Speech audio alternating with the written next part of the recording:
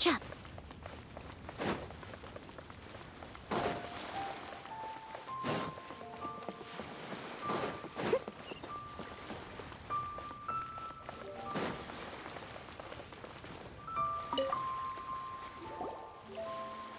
Is there anything I can do for you two? I'm afraid that Wangsheng Funeral Parlor isn't in the best state to receive guests. We've come to see Zhongli. Could you please tell him we're here? Unfortunately, Zhongli isn't here at the moment. It seems he went to Northland Bank. Doesn't the Northland Bank belong to the Fatui? Last time we saw Zhongli was before we went to the Golden House. Do you think he doesn't know about the attack on Liyue? Visiting the Fatui at a time like this could only mean more trouble. We had better go and make sure that everything is okay.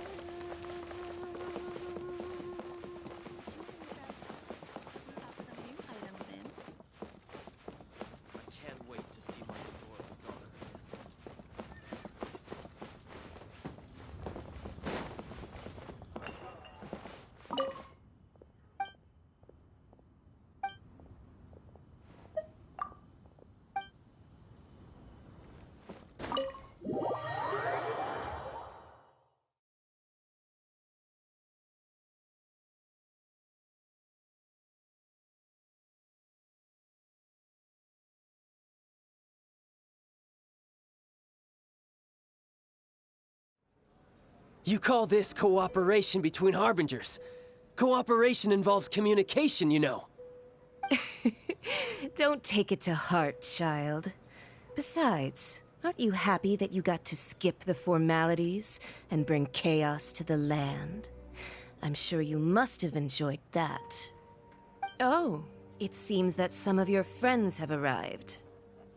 Hey, it's Zhongli and Child. And you're also one of the Harbingers? It's you two. I believe we've met once before. In the city of Bards, was it? I'm glad you still remember my name. Ah, right. I imagine that it must have been rather hard to forget watching helplessly as something precious was snatched away from your friend. Well, if it isn't you two. This is our first time seeing each other since Liyue was nearly wiped off the map. This is certainly a bit awkward, wouldn't you say? Paimon knew that we should never have trusted a Fatui Harbinger. Oh, now don't say that. Sure, I may have misled you, but I never had anything against you personally. Besides, I thought we were getting along quite well together, didn't you? Except for that little tussle we had at the end. Nothing personal. We just have different views, that's all. Of course, you may very well hold this against me, but that's up to you. The real deceivers here are Senora and Zhongli. Curse them for leading me on.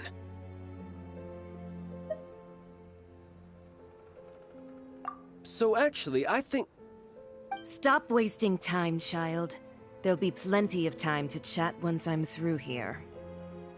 You remember the agreement, Morax. Now, if you would be so kind. The Gnosis, please. What in the world are you talking about? The contract is fulfilled. That which thou seeketh is now bestowed unto thee. For my promise is solid as stone.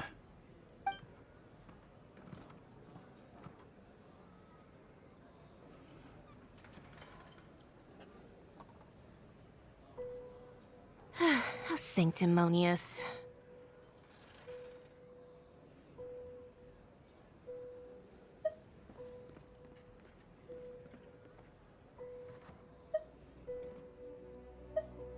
What?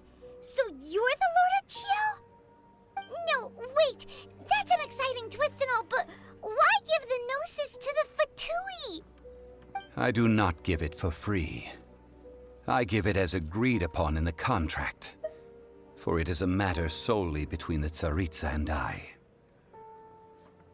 Yeah, you don't think you went a little bit too far with that whole fake death thing? Everyone was preparing the ceremony for you, and splat! This big dragon falls out of the sky, and all of Liyue goes into an uproar. Talk about a disaster. Gathering all the forces that had been bubbling behind the scenes, and then stirring them together in a pot that was bound to boil over. That's what he wanted to see, am I right? Wait, what? Perhaps it's best that I explain. As you know, I've dwelt upon this world for more than 6,000 years. It is now 3,700 years ago that I founded Liyue together with the Adepti. Even boulders that can withstand whirlpools will erode with the passing of time. I kept convincing myself that cracks had not begun to form, and that the end of my time had not yet come. Until one drizzly day, as I was strolling along the harbor, I heard a merchant tell one of his workers, "You've finished your duties. Go ahead and call it a day." I stood motionless among the crowds, asking myself, have I already finished my duties? Oh, Zhongli. But as I began to consider relinquishing my divine role, I soon discovered that many reasons still remained to not hastily depart. Was Liyue, the city I had dwelt in for so long, already prepared to enter its next age? I decided that a test was needed in order to reveal the answer. So I feigned my own death, and gathered the cast of Child, the Adepti, and the Liyue Qixing to play their roles together on the stage that was Liyue. Indeed I was. The gnosis which I had kept for so many years suddenly seemed to have lost its meaning. That's right, which is why I continued to safeguard the gnosis until now.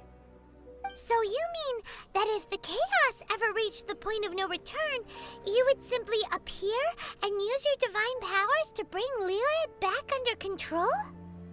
Of course, and it would have been all too easy for him too. Just as a child quickly matures after losing their parents, so has Liyue matured when faced with the death of its deity. In the end, the resolution to all that has transpired was even more satisfactory than I could have hoped for. Take the Adepti, for instance. Owing to their years of seclusion, they were the least informed. Yet when faced with a crisis, they commendably showed the greatest amount of restraint possible.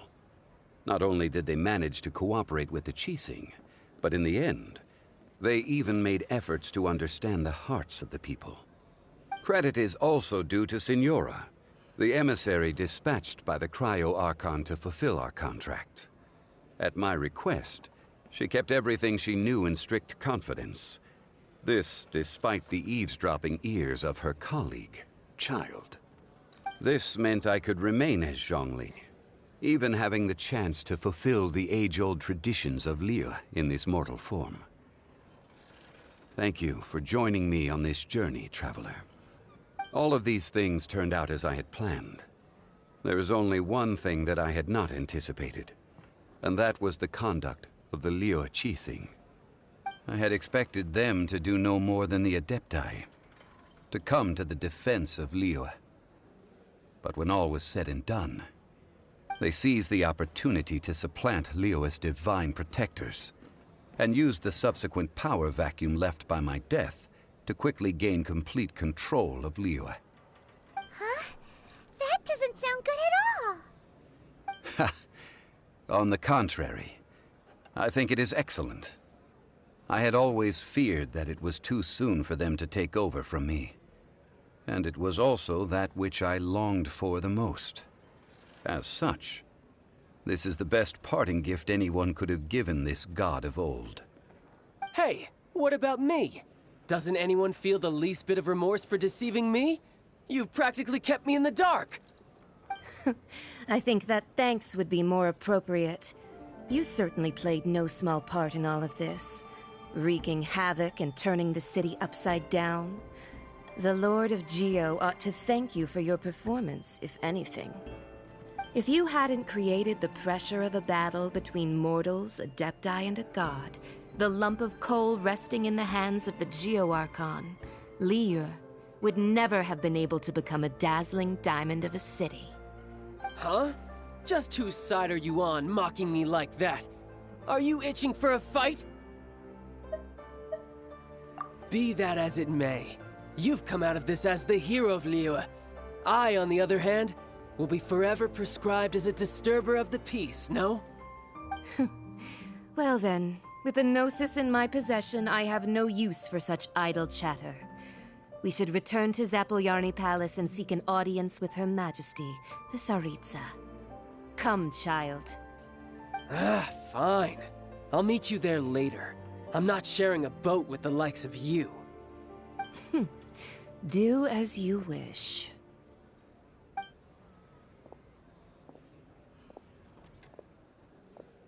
Now then, is there anything else you wish to ask me?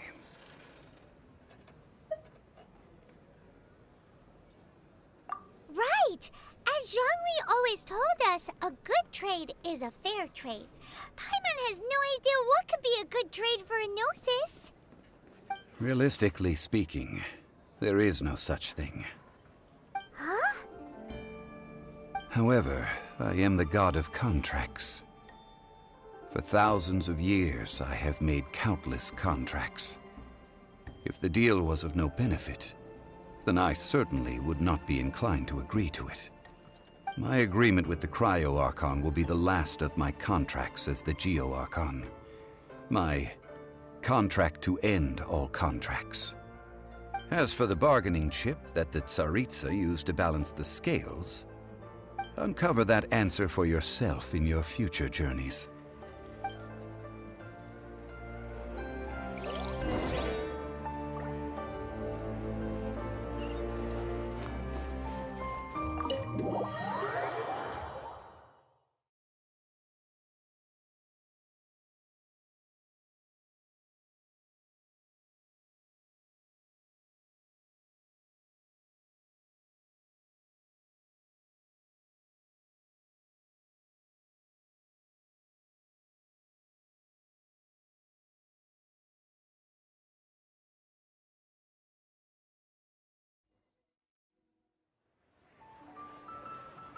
Today's the day of the rite of parting. Although the star of the show is fake, we've spent so much time trying to organize it, it would be a real shame not to go there now.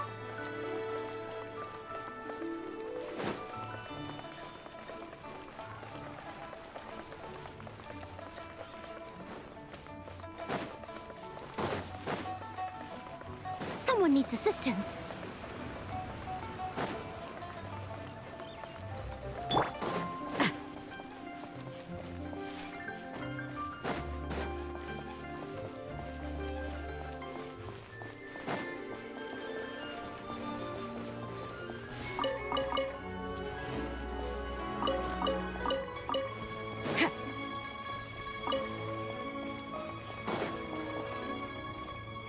Well, since we're going through with this rite of parting, I guess it means that those rumors hit the nail on the head. So Rex Lapis is really... But they didn't catch the culprit, did they? Oh, come on. Do you think that the assassin could have been a normal person? You know what I think. I don't think any of the gossip on the streets you hear from those shady types is worth anything. There's only one real possibility in my mind. I've heard that the assassin was that Fatui fellow. Youngish, pretty high in rank. I think they called him Child. The Fatui? They certainly are very suspicious. Who knows what those greedy, crooked folks... Shh! Lower your voice. If the Fatui catch you in their sights, Rex Lapis won't be around to protect you this time.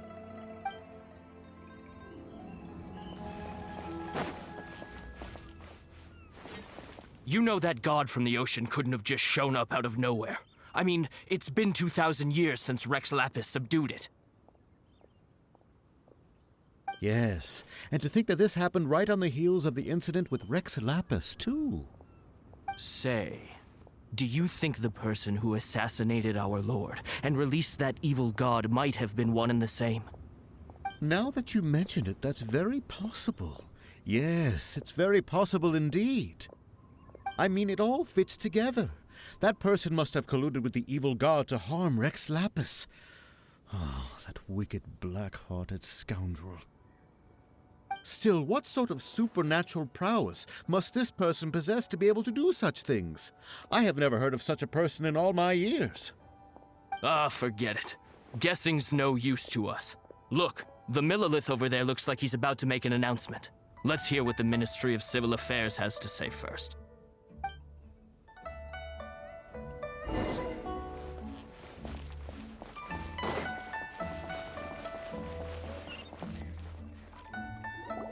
Hear ye all!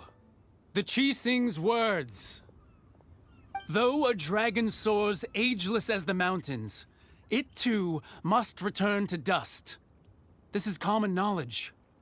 Gods and Adepti live glorious lives, but both light and shadow have their season. So too must they face divinely appointed trials. Rumors and hearsay abound on the streets that Rex Lapis was murdered. Now, let the truth be revealed. Having been thwarted in his trial, Rex Lapis's soul has recouped the celestial heights. He beseeches the people of Liyue to grieve not and to let not their hearts be saddened. Nor are they to believe street-born rumors or indulge in baseless speculation.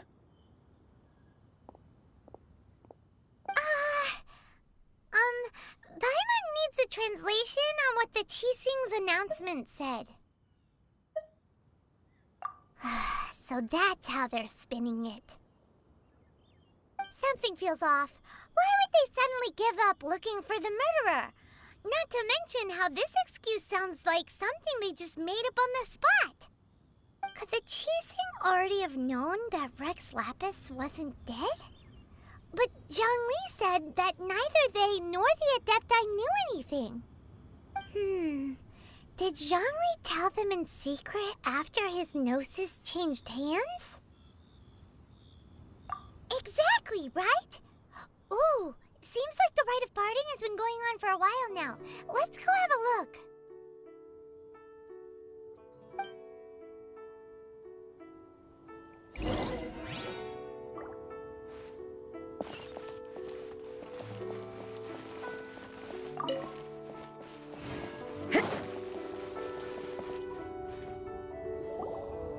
Look, it's Ningguang and Keqing. Are they saying something? Are their speeches over? As said previously, Rex Lapis's soul returning to the heavens is the end of the contract. And it is also the end of an era. 3,700 years of contracts burnt and reduced to ash. We, the people of Liyue, were indeed prosperous. But blinded by our prosperity, we forgot that time can be pitiless. The long, unending dream of our Archon walking among us. Now that we have awoken from our dream, we must learn to say farewell. Will you stand with us as we re-establish our contracts? As we build a new age of prosperity? So concludes the words of Her Eminence the Tianquan. Does Her Eminence the Yuheng have anything to add? Huh? Is she looking this way? Traveler.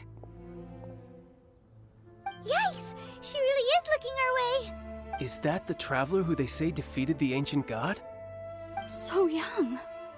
The Liyue Qixing always repay their debts. And as you have heard, our eyes see far and our reach is long. Name your price. You deserve that much. Whoa!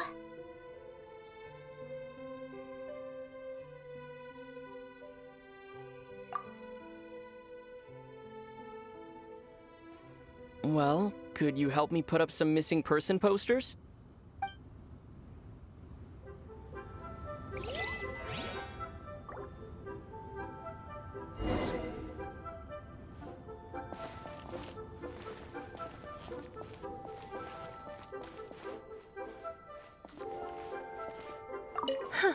And to think I'd put my best perfume on before coming here, thinking you'd like it.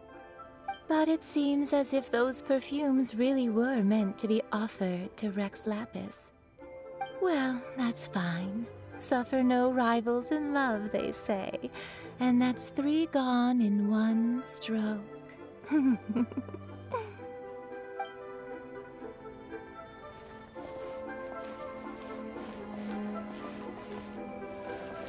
Ah, Rex Lapis. Oh, Rex Lapis. Now that I think about it, if everyone's of the same mind as me, perhaps mementos for Rex Lapis might be the best short-term business opportunity.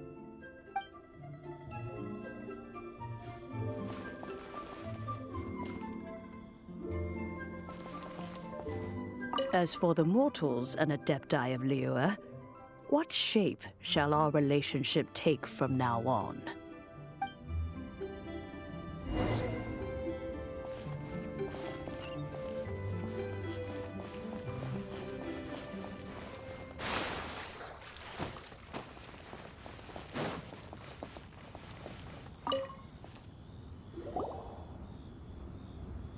Hey, Zhongli! Look at this. Everyone in Liyue is caught up in their emotions, thinking that they'll never see Rex Lapis again. And here you are looking all relaxed.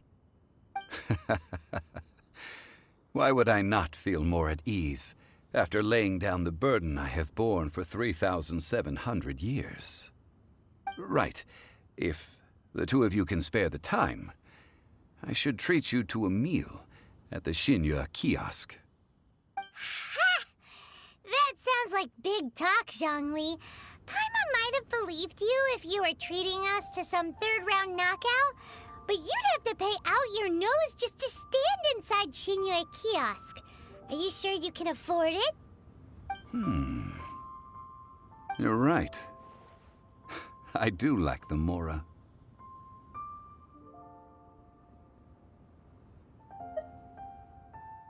As the Rex Lapis Morax, I can easily create Mora. But since I have chosen to walk this earth as the mortal Zhongli, I should abide by the same rules that mortals do.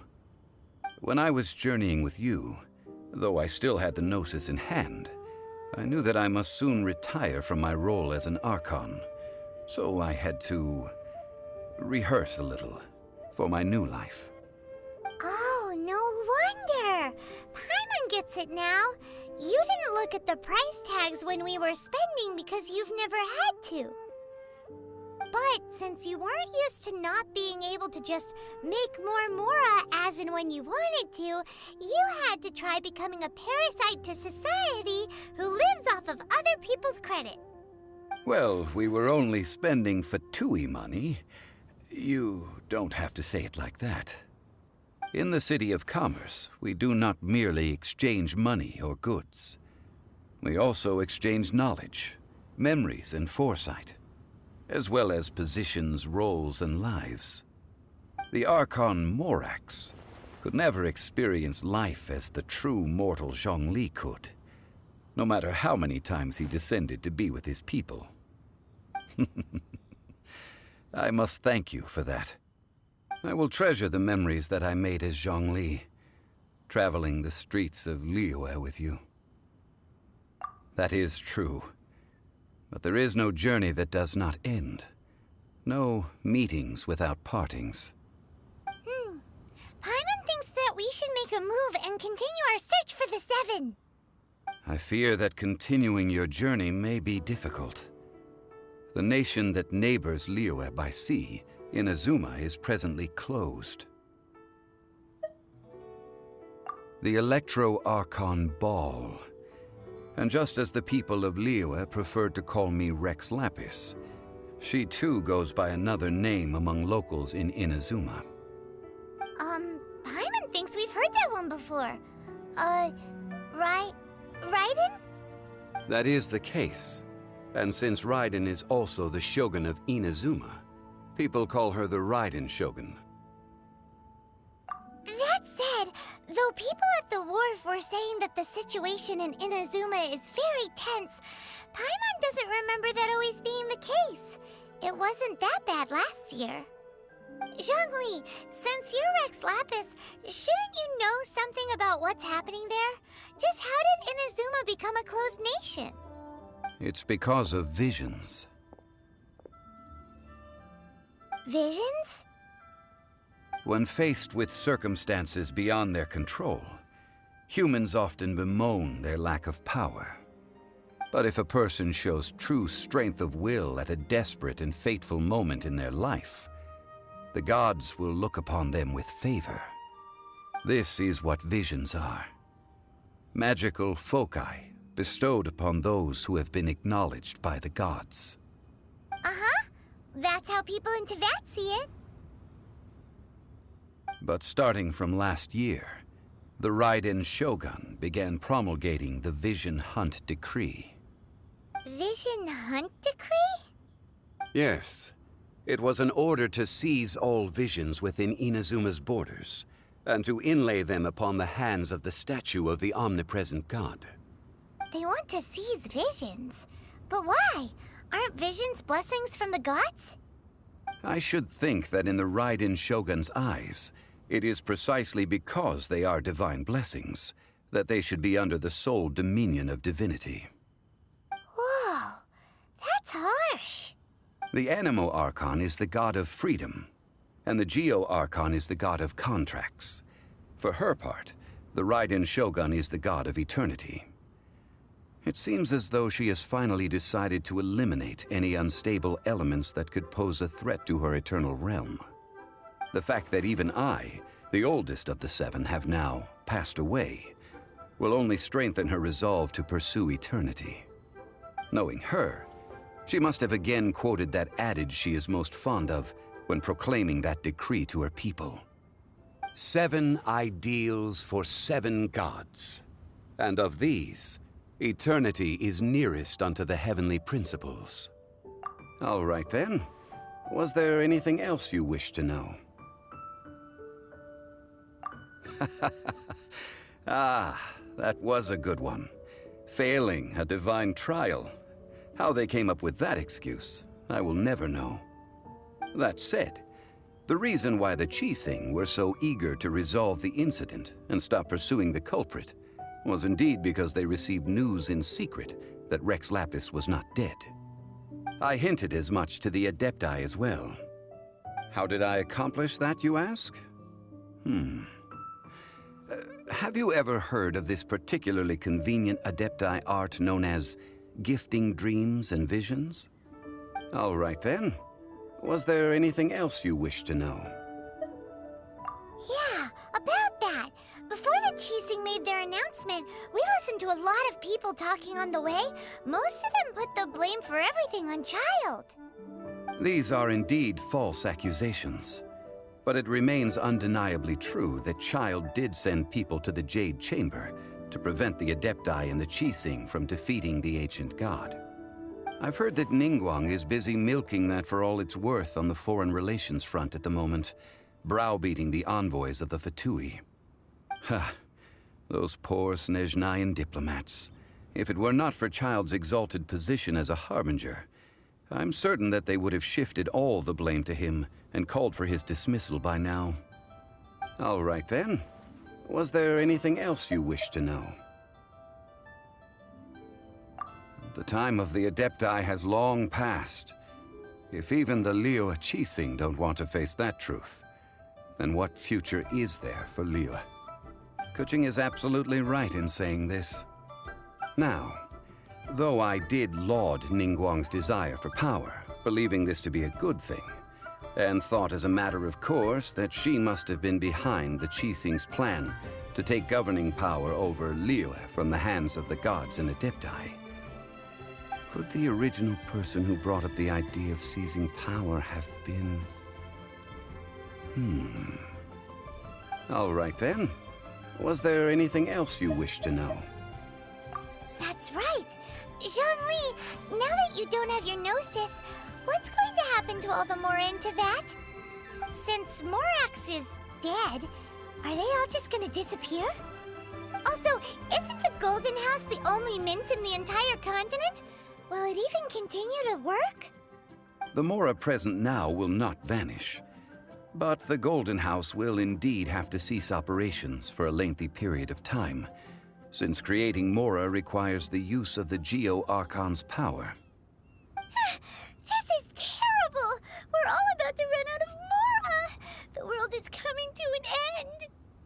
Yes, this is indeed a major issue from a financial standpoint.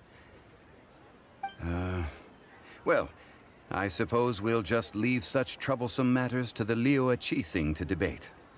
Then, did you at least set some private funds aside for yourself? Oh, a private fund. This does seem like a good, logical, common-sense idea. It's a shame. What's a shame? It's a shame that I didn't think of it at the time. All right, then. Was there anything else you wish to know? Well, then. I suppose you'll have to find a way to get inside this closed nation. Have patience. I suspect that some serendipity must first come into play.